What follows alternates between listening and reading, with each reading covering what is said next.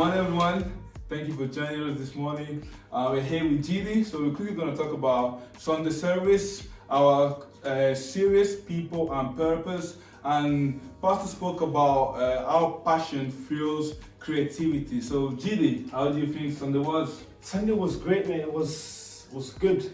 I felt presence of God. It was a good message from Pastor T as well. It was very good, very good, very good. Oh, very good. So I think, as you said, Pastor spoke about how about Paul and how he was passionate about people, and how essentially passion is what really has helped creating invention, has helped for society to progress. And when someone is passionate, you can tell, and isn't it? So, what are you passionate about?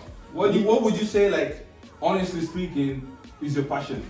Personally, it would be football. Football would be my passion. Yeah. So explain to us, like, your thought process, what goes on in your mind regarding football on a day-to-day basis, essentially. So, on a day-to-day basis, I'll eat football. You eat football? I'll eat football. So I'm waking up, I'm thinking football. I'm sleeping, I'm thinking football. Now, with this message, if I had the same passion towards God as I have with football, that would change my life completely.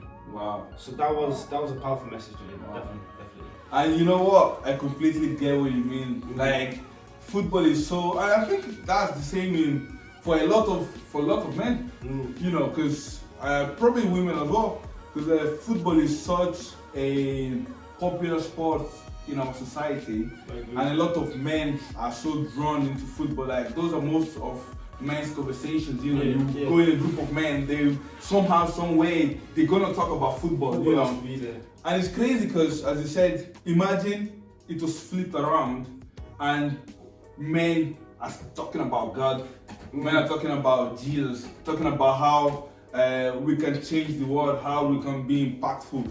And that's so sad sometimes, heartbreaking, is because there's not that passion for Jesus, isn't it? There's not the passion for Christ. So after today's sermon then, what are you taking away from it? What are you putting in place in your life to ensure that, you still have this passion for football, but you shouldn't overshadow the passion for God? Like, what are you putting in place?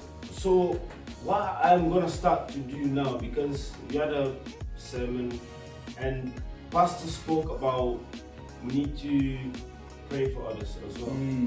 So what I'm gonna start doing is I'm gonna start praying more for other people instead of praying more for myself. So that will allow me to get into a standard where God comes, the passion for God will just increase, due over time. So as I'm doing that, hopefully my passion for God will be better, will increase. Yeah, I think that's a good point. That's a good point. Praying for people, interceding for people, making sure you're there for people. But essentially, is Paul, the example that Pastor T used was Paul has so much passion for people that he was then creative. And you can potentially use your passion for football to reach people.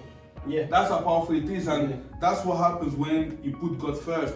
Because obviously you don't just have, like, people are human beings, like they have earthly passions, like they have things that they do on a daily basis, hobbies that might be their passion. So God is not saying not to have that.